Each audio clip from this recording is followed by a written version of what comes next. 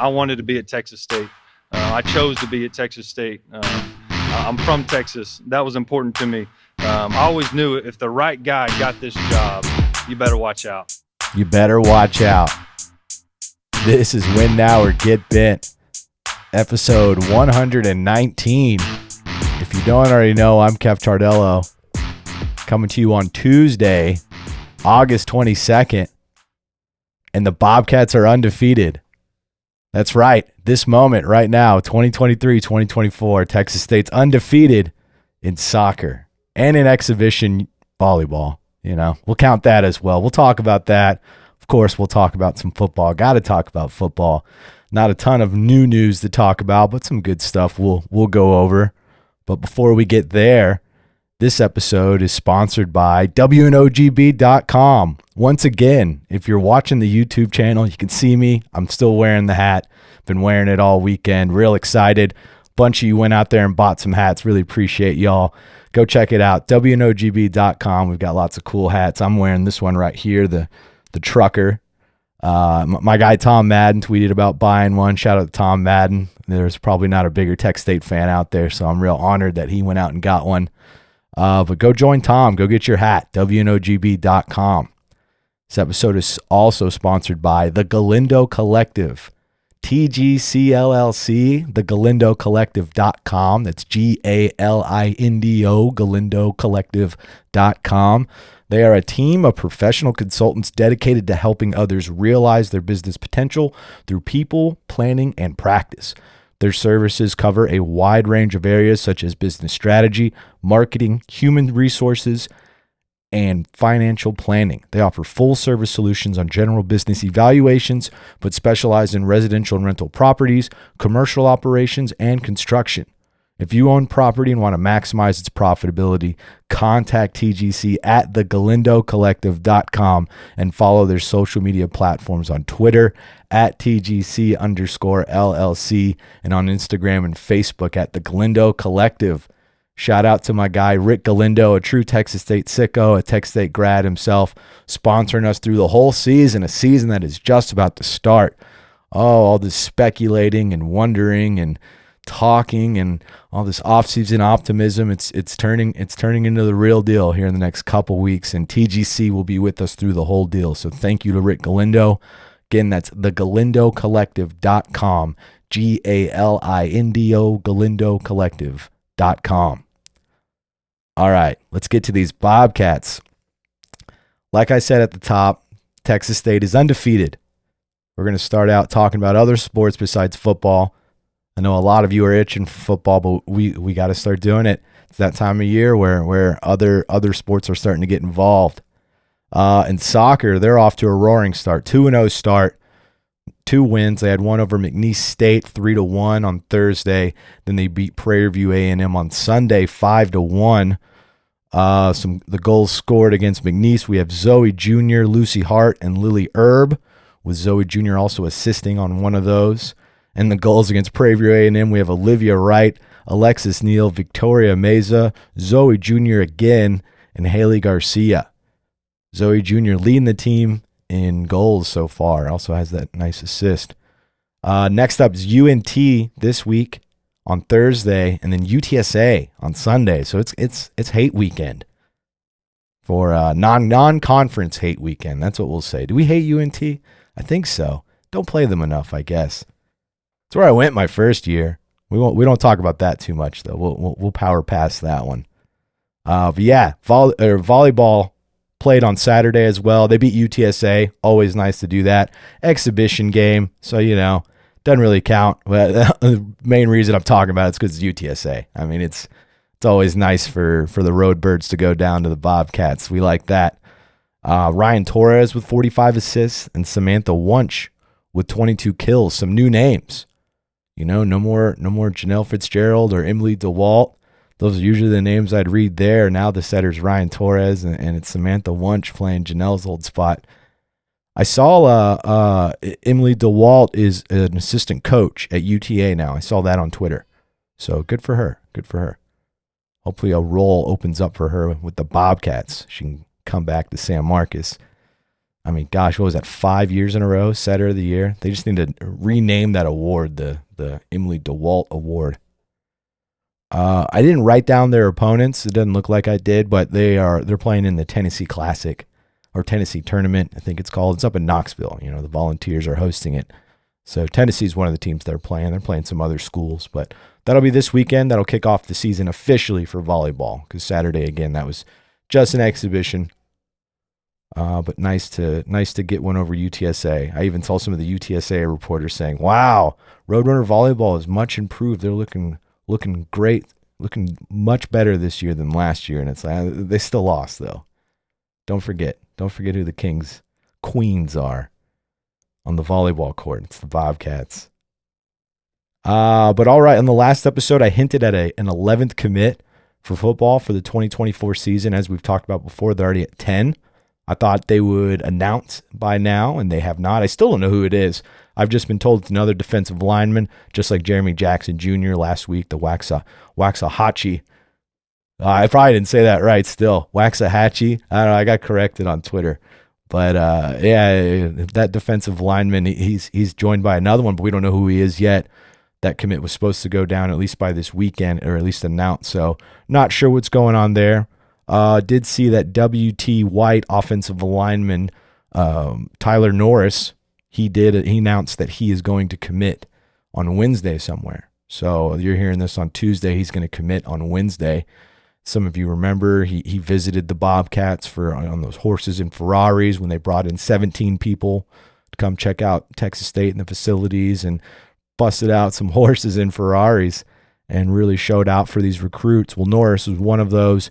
So I think he might have been the only offensive lineman that was there, and that's something that's kind of lacking in this class. So it'll be interesting to see how he's feeling. I know when I talked to him right after that visit, he was saying that he's highly considering the Bobcats, but he was going to wait for his commitment for a little while, and that was 3 weeks ago. So I guess 3 weeks is long enough for him. He's going to commit before the season. So see how that shakes out for the Bobcats. But yeah, like I said, I don't know the 11th commit yet, but we can take a look at the other 2024 commits while we're talking about it, especially because, yeah, that's the point I wanted to bring up when I'm looking back at the page. Kylan Evans now has a ranking. If you remember him, he's the Frisco Emerson receiver. He was the second committed after Brad Jackson committed in towards the end of June. Kylan Evans, he's now the highest rated recruit the Bobcats have right now with 3 stars. He's got an 86 rating on 247 Sports. It's good for Kylan Evans. And, you know, and looking at this class, it's the receivers on here. I mean, they even have receivers who are coming in to play defense. They're really going after receivers, even if they're going to play on the other side of the ball. Because, I mean, with Kylan Evans, there's also Junior Thornton, La Vega, is in Waco, Texas. He's a really fast wide receiver. Jordan Martin at Kimball, who I'm surprised he hasn't gotten a rating yet. That's what's kind of crazy when you look at this class. Only 3 of them have ratings. That's Kylan Evans, Carson Williams. He was the one right before Jeremy Jackson committed. He's out of Westfield. And then Brad Jackson out of Reagan. They're all 3 stars, but then you have a lot of players like Jeremy Jackson Jr., who we just talked about on the last pod, and all his offers that he has, but he doesn't have a rating yet. And again, you know, with these national websites, these 247 Sports, it's hard to get a full evaluation on every single high school player that's in the country. So I understand that some of it's lacking, but I would also imagine that a lot of these guys will be in the 3 to 2 star range. I mean, I can't look at one that I think would even be a 2-star now that I'm going through it. Maybe like Christopher Jones, just because he doesn't have a ton of great offers, but he's the Westbury receiver, but he's switching to corner. I mean, because all these guys have really good offers. They have offers that are equal to, or even some even greater than, if you will, if you go by the P5 metric and judging it by that some of these offers are even better than what Texas State should be reaching for. So it's a pretty good class. That's why if you look at the rating system overall, they're 109 in the country on 247 Sports, but this class is I think it's a little bit better than that. I don't know how it stacks up against the Sun Belt. We'll do that a little when I want this 11th commit to come in and figure out where that going lays. And I also want to see where Norris goes, because that's what I really like. I like Norris a lot, and I think they need some offensive linemen. They have a good amount of depth of linemen, especially with always like 12 12 new additions. 10 of them are transfers. That's what it was. 12 new guys, 10 are transfers. 2 of those are high schools. It's Bami Badusi and Justin DeLeon. But that's a lot of offensive linemen. So they have a lot of depth, but you still just want to keep building and getting as deep as you can possibly get at offensive line, because we've seen it really shorten up here. Not the case this year, not looking like it so far at least. Also, another 2023 transfer is incoming. I hinted at it on the Patreon, patreon.com/winnoworgetbent, $5 a month. Help support the pod. You also get a bunch of articles. We started since the end of last month. I'm up to like 24 articles, so I'm trying to really make it worth your $5 a month. All the bang for your buck there. But yeah, another transfer on the defensive side of the ball. Don't know who it is. It's for 2023 though, so they are going to play this season. That was supposed to be. It should be announced at some point this week, early this week. I don't know how they keep bringing players in, how they even still have scholarship spots available. Who knows if somebody left? I don't know what the case is there, but the transfer portal era is pretty wild. How you can just add guys a couple weeks before the season. It's like, oh yeah, by the way, here's another player. I mean, fall camp is pretty much a wrap, and they're still adding guys, so pretty interesting there. We'll stay tuned for that one. I will definitely be updating it as soon as I know on Patreon if you want to get on there, but it'll be announced at some point. Still no starting quarterback named for the Bobcats. I know that's a hot topic. I have litigated it ad nauseum on here on the podcast. It's a two-man race. TJ Finley, Malik Hornsby. I've told you how I feel. I really, really like TJ Finley's arm. I think it's really strong, so I tend to lean that way. But the dynamicism of Malik, it's hard to leave that on the bench, So it's definitely a tough decision. I will say, after my last episode when I was kind of talking, and I had a lot of positives to say about those two, is I actually got some feedback from a little bit of inside feedback from some of the, not necessarily negatives, but when I was talking about TJ Finley and I was saying, he needs a little more touch on his deep pass. That's the one big note that I have for him. I was told that the note that they're coming away with is that sometimes he will force passes. He'll try and I was talking about he's got a really strong arm. He doesn't turn the ball as he throws it. Something he trained himself to do. His dad plays baseball and trained him to do that. That was actually on that interview on our YouTube channel that I did with TJ Finley about a week ago. So he throws it really strong, but apparently he'll try to force it. And that tends to happen with these guys who have the baseball throw. They think they can really fit it in a window like you could a baseball, but it's football. It's a little bigger, and sometimes you force it, it's a turnover. So I've heard that can be an issue with TJ Finley, more so than any concerns on the touch on his deep pass. But I thought that was an interesting note, and it was one that I hadn't seen myself because, again, I haven't been able to watch 11 on 11, so I haven't seen them in team drills. So that's not for my own personal evaluation, but it's something that when I heard it, it made sense. When I think about how he throws and everything, I was like, yeah, okay, I could see that where maybe he does force throws in certain situations, and that could be a concern. Turnovers are always a concern. And if there is a concern with Malik, it is grasping the offense still, is that it's just a very complex deal. It's a little different than what he's used to. So that is taken on some growing pains. So there you go. If you want a little negative analysis. So it's not all, I'm not telling you either one of these guys is going to go out and win the Heisman. Of course, even with TJ Finley transferring in to Texas State, obviously his stops at Auburn and LSU didn't go the way that he planned or either of those schools planned. So it's not like these two guys are infallible. Didn't mean to make it seem that way. It is it's still very much a competition. They both do some really good things, but they do have faults as well. So we'll watch out for that. Man, I can't wait for 2 weeks. I'll be honest. All this speculating and talking about, oh, it could be this, could be that. I just can't wait to see some ball. I really can't. I mean, there's only so much I can speculate and prognosticate about before it's just like, all right, let's go. Let's do this. Who's the quarterback? Who's going to start? I mean, because really at this point, I'm not going to fault either choice. I keep saying TJ Finley, but it's not like if they come out, which they very well could, they come out and say Malik Hornsby's the guy, I'm not going to be upset about it by any means, because I totally get it. And honestly, and if that is their evaluation, they've seen more than me.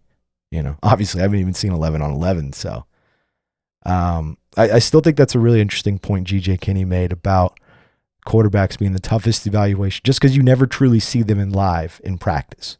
It's not happening. They're not taking real hits. Even when they're designed QB runs, you can't really tell what's going to happen. Because I remember even when we'd see Malik Hornsby do some of these designed QB runs in spring ball, especially at the spring game, and he'd take off, and it was like, yeah, all right, but how much are these guys letting off? And so it is truly hard to evaluate. So I'm glad I don't have to make the true decision. Let's see where else we got. Levi Bell playing fullback. All right, yeah, here we go. This was fun. I'm sure a lot of you saw that. I posted it on Twitter. It's been posted about quite a bit. He paved the way for a touchdown for the Seattle Seahawks in their preseason game on Saturday. So he's now played offense, defense, and special teams for the Seahawks. I mean, how can they not put this guy on a roster? His first game, he gets a sack, something like 6 QB hurries and 2 QB hits. He's got to get a roster spot at this point. I've saw like the Locked On Seahawks podcast they have like a ring the bell thing that they're doing on Twitter every time he does something. Like, I can already tell he's a fan favorite. They gave him a cool number 98. I feel like that's a little bit important. Getting the cool number. Sometimes these undrafted guys who are just basically there for fall camp, they won't give them a pretty cool number. For a defensive lineman, 98 looks pretty great out there. And speaking of that Patreon that I was talking on earlier, patreon.com/WhenNarraGetBent, I posted an article about how the USFL and the XFL, how it's really benefiting some of these G5 programs, G5 and FCS, but especially the G5, where both the XFL and the USFL completed their 2023 season. Some of you remember 2020, XFL tried to start, got like 5 games into it, had to cancel it. Dwayne "The Rock" Johnson then bought it, and then it had a rebirth in 2023, and they were able to play a 10-week season. And Savion Patton was able to play there for the Orlando Guardians. But then the USFL, they also they started up there. See, they used to exist in the 80s. Some of you have seen that 30 for 30, that whole situation. Donald Trump bought them and tried to move them to the fall to compete with the NFL, and it didn't work out because it's one of these spring leagues. And now they're back. 2022, they had a season. They had another season this year. And so that's both of these leagues completing seasons. It's 2 stateside minor leagues for football. The CFL is there. They have 9 teams, and it's in another country, and they play by different rules. So it's just a whole different deal to scout and evaluate. And it's nice that players at the G5 level and FCS level actually have a platform to have their talents evaluated, that they can go to somewhere that is stateside where scouts can actually go to their games, and it's the same rules for the most part. Kickoffs are different and stuff, but it's easier for these guys to get evaluated, and it's good to see them both able to complete their seasons, especially the XFL with the issues they had in 2020. Obviously, COVID had a lot to do with that. But it's interesting because then after it's all said and done, they're done with their season. 76 players were signed from those 2 leagues combined, 39 from the XFL, 37 from the USFL, and 46 of those 76 are G5 FCS players, non-P5 schools. That's 60% of the players from those leagues getting signed are from the lower level, if you will, tiers of college football conferences. So I think that's really cool. It's good for the little guy. It's the little guy helping the little guy, if you will. Not to say Levi Bell or Savion Patton is a little guy. Both of those are pretty large individuals. But it's good. It's good to see that. It's something that should be embraced, I think, by the NFL. That this is a farm system, and if you curate it right, you can bring in more talent, better talent. If you're evaluating more talent, if you're getting second chances, because both Savion Patton and Levi Bell got second chances. Savion Patton was in the Colts camp last summer. In spring this year, Levi Bell was with the Baltimore Ravens. Both of them got let go early. Both of them went on to these spring leagues. Savion Patton to the XFL, Levi Bell to the USFL. Had really great seasons, and were able to parlay that into contracts. And they're not guaranteed spots. I don't know what's going to happen with Savion Patton. He's only got one tackle so far for the Falcons. I know they're really short on defensive linemen though, so he still has a good chance there. But it's good to see that they can still pursue their dream and they can still make a living while doing it. I mean, they're not getting paid millions of dollars to play in these leagues, but they're still making something. They're able to become professionals in their league, even if it is minor leagues, if you will. They don't call it that necessarily. But I mean, it's not even just like for baseball where AAA, AA, single A. You look at basketball now. There's the G League and then the G League Ignite, which is younger guys. Having multiple different leagues and levels to evaluate talent is a good thing. It's especially a good thing for Texas State and schools like Texas State. I mean, Texas State especially hasn't had a player drafted since 2015. So to have two players making it pretty deep into the preseason. We'll see what happens with the final cuts here coming up because they got to cut it down to 53 men for the NFL rosters. We'll see what happens, but it's nice because that pays dividends on the recruiting trail, which recruiting leads to wins. Wins leads to donations, leads to attendance, leads to increased support all around, which leads to profit. So there you go, roundabout way of saying it's a good way. It's a domino. It starts off with some players going to the NFL, leads to lots of money for the Bobcats. Oh man, I guess I have one last thing. It'll be a pretty short episode. Like I was saying, not a ton of new news. We're in the purgatory right now before the start of the football season coming up. But yeah, I got one I'll end it on because I saw one. It was actually right before I started recording. I saw it and I was like, that's pretty timely. I wanna at least talk about it. So I saw a tweet about UTSA. Let's see. I'm pulling it up right now. Yes, this is from Alex the Lion at Alex the Lion, ALEEX _ Lion. If you want to follow him, I think he's a UTSA guy, so you don't have to. Said breaking : I don't know if this is breaking news. I don't know if it's breaking worthy, like he did it, as someone who uses the breaking : at the beginning of tweets. This is a misuse. But anyways, breaking: UTSA students have begun a fudge Texas State chant at midnight lights. Yeah, Texas State ain't ready for what's coming in the dome. Now, for the record, it didn't say fudge. Obviously, it's the F word. I'm not against cussing. I cuss all the time in my regular life, but I try not to on the pod as much as I can. And I guess he did the F asterisk CK, so I guess he technically didn't even cuss on the timeline. But that's not what we're litigating here. That's not what we're talking about. We're talking about UTSA starting a chant, an F Texas State chant, as if they're practicing for it, getting ready for September 9th in the Alamo Dome. Bobcats versus Roadrunners again. Round 5. Gosh. Whew. If it's like a 12-round boxing match, we lost the first 4, but still got some time. The knockout blow hadn't come yet.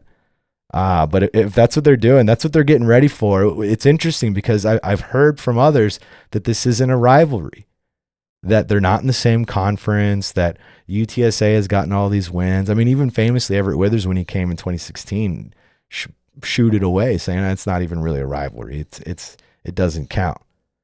And you've heard some UTSA people make it sound like it's a one-sided rivalry, trying to big time the Bobcats and say, hey, We've beaten you 4 times. We don't even think about you. We're too busy thinking about going to the Big 12 and things like that. They're on to bigger and better things.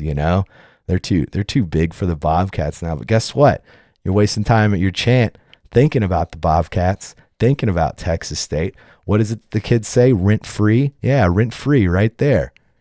Thinking about them for sure. And that's why it goes back to a point I made on the last pod about the importance of winning one of those 2 first games It's to if you really want to galvanize those 8,000 students that they showed all these awesome videos of and pictures of them at Bobcat Stadium. If you really want them to show back up to Bobcat Stadium and keep going to these games, got to win one of those first two. And I'll tell you which one of those first two I prefer. It's pretty obvious. It's that UTSA one. Because I'll tell you what, it is a rivalry. And you could see UTSA definitely thinks of it as a rivalry. Texas State should look at it as a rivalry. Yeah, the Bobcats lost the last 4 games, the first 4 games of this football rivalry. You pull up the all-time record in other sports, though, I'm pretty sure it still favors Texas State with or without football. Texas State has handed it to them in other sports. You know, we like to focus on football. It's fine. We focus on football the most here as well.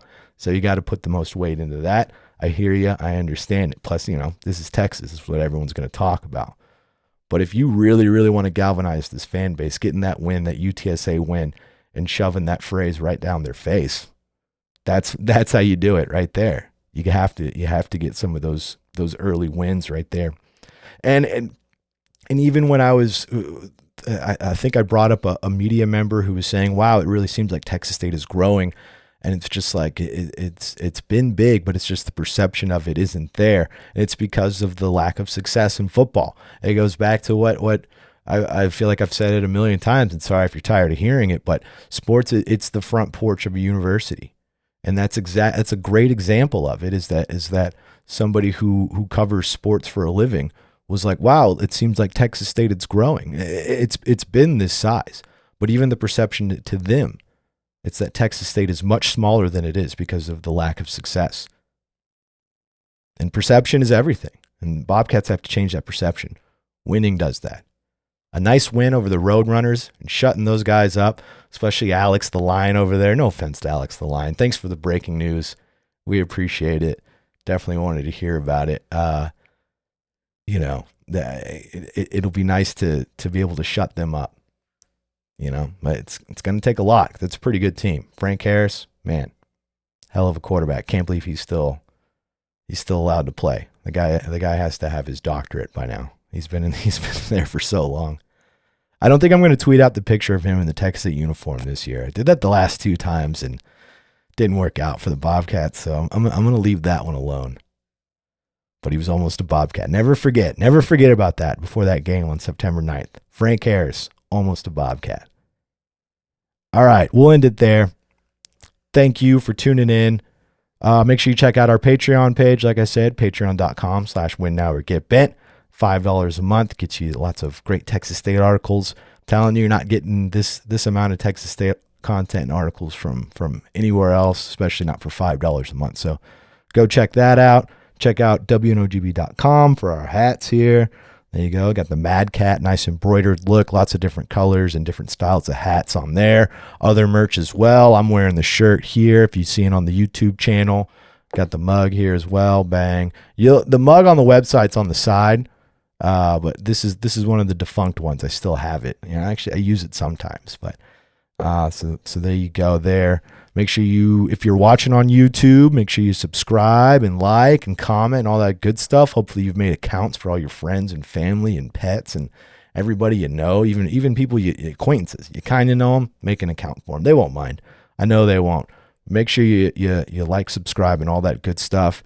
If you haven't on there, hit us up on YouTube. If you're an audio listener, make sure you subscribe so we get that auto download from you on Apple and Spotify. Thanks again to TGC, the GalindoCollective.com. That's GALINDO, GalindoCollective.com.